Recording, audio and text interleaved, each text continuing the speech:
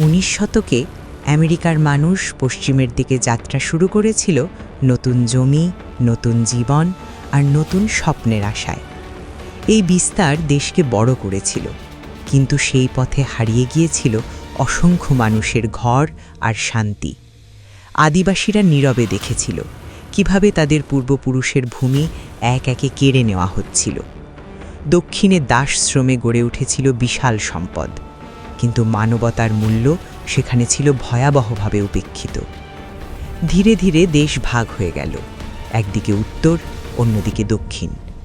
একই পরিবারের ভাইয়েরা দাঁড়ালো ভিন্ন শিবিরে, বিশ্বাস আর বেঁচে থাকার লড়াইয়ে। 1861 সালে শুরু হলো গৃহযুদ্ধ।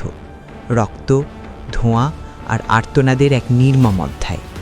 এই যুদ্ধ কেড়ে নিল লক্ষ প্রাণ, ভেঙে দিল অগণিত স্বপ্ন আর ভবিষ্যৎ। 1865 সালে যুদ্ধ শেষ হল, আর দাসপ্রথা চিরতরে বিলুপ্ত হল। বিস্তার দেশকে গড়েছিল, আর গৃহযুদ্ধ শিখিয়েছিল মানবতার আসল মূল্য।